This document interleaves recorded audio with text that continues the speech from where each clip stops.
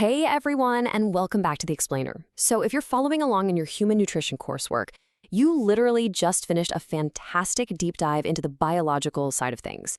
Mastering the differences between essential, non-essential, and conditionally essential nutrients. That is a massive foundational step. But now, well, we're going to shift gears a bit. We know what these nutrients are, sure, but how do they actually power our bodies? Okay, let's dive into this. We're pivoting from the biological classification of nutrients over to the physical measurement of the energy they provide. Understanding the types of nutrients is absolutely crucial for sure, but as nutrition students, you've also got to understand the math and the physics behind how those nutrients translate into tangible, usable energy. Because to truly understand human health, we have to understand the actual currency our bodies run on. Here's our quick roadmap for today. We'll start by connecting nutrients to energy, then we'll define the calorie, look at macronutrient energy values, actually calculate some real food energy, and finally, get you completely ready for your next set of concepts. Let's get to it. Section 1. From nutrients to energy. Because everything we consume has a physical property to it, an energy potential just waiting to be unlocked. So the fundamental question we have to ask ourselves right now is, how do we actually measure the energy these nutrients give us? Obviously, we can't just slap a turkey sandwich on a standard bathroom scale and read its energy output, right? That's not how it works. We actually have to look at this through the lens of thermodynamics and heat transfer. We have to measure the heat potential locked literally inside that food.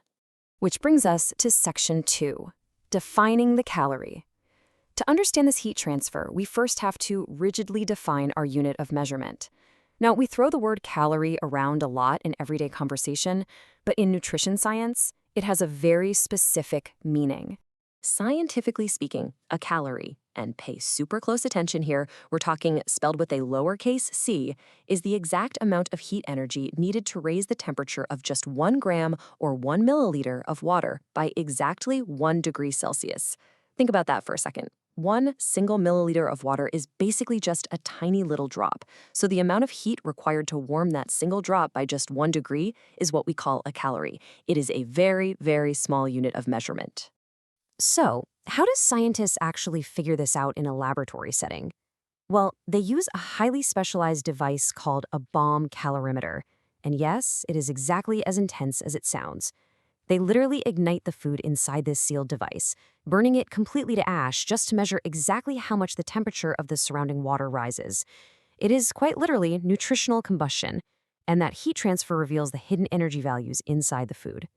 But here's the catch, because that lowercase c calorie is such an incredibly small unit, using it to measure entire meals would leave us dealing with ridiculously massive, unmanageable numbers. I mean, nobody wants to do that math.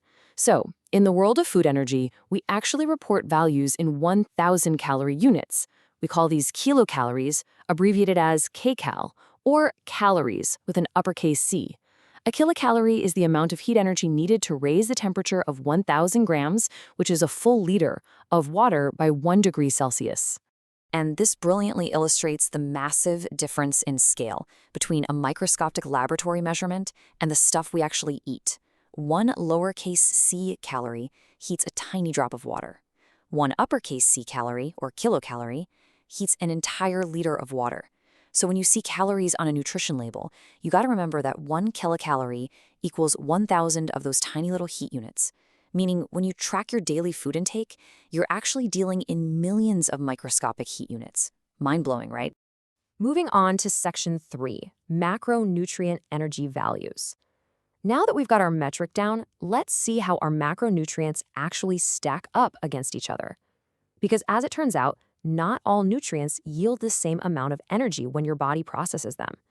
Now, what's really interesting here is when we compare these macronutrients, look at how fat just completely towers over the others. For every single gram of carbohydrate you consume, it provides 4 kilocalories of energy. For every 1 gram of protein, that also provides 4 kilocalories. But fat contains 9 kilocalories per gram. It has more than double the energy density of carbs or protein, simply because fat is the body's ultimate, tightly packed storage unit. I also definitely need to mention one other common source of dietary energy, alcohol. Now, while alcohol is not considered a macronutrient, mostly because it's not exactly essential for your survival or normal bodily functions, it still packs a really surprising caloric punch. Every 1 gram of alcohol provides 7 kilocalories. So that sits right there between carbohydrates and pure fats when we're talking about sheer energy density. All right, let's hit section 4, calculating food energy. Grab your calculators, folks. Let's put this theory into practice and reveal exactly where the energy in our real-world diets is hiding. To figure out the energy in a specific food, you simply find the amounts in grams of the macronutrients, plus any alcohol, and multiply them by those known values we literally just learned. Let's look at an ice cream cone, for example. We'll walk step by step through calculating its energy. We take our 24 grams of carbs and multiply by 4, which gives us 96 kilocalories. Then our dense fat content, 8 grams times 9, adds another 72. And finally, a tiny bit of protein rounds it out with 3 grams times 4, giving us 12 kilocalories. Add them all up and you get a grand total of 180 kilocalories. So the next time you glance at a nutrition label, you now know the exact thermodynamic math behind that big, bold number sitting right at the top. Let's move to a slightly different scenario and see how this builds, because this one might just catch you off guard. Let's calculate the energy of a typical 16-ounce restaurant margarita. A margarita sounds pretty innocent, right? But mathematically, it is quite heavy. This beverage contains 70 grams of sugar, which, remember, is a carbohydrate, and 35 grams of alcohol. First, we multiply our 70 grams of carbohydrate by 4 kilocalories per gram. That equals 280 kilocalories. Next up, we multiply our 35 grams of alcohol by its specific multiplier, which is 7 kilocalories per gram. And that gives us 245 kilocalories.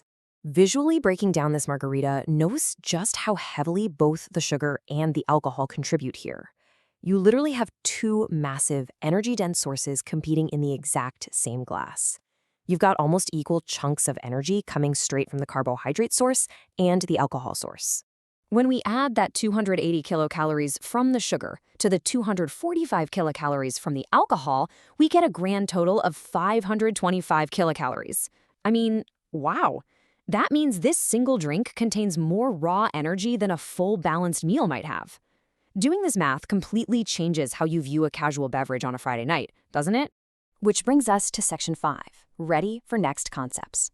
So the crucial point is, by mastering these physical properties and calculations, you have officially unlocked the fundamental mathematics of nutrition. You understand the physical properties of a kilocalorie, and you know exactly how to calculate the energy derived from carbohydrates, fats, proteins, and alcohol. You can basically decode any dietary intake now.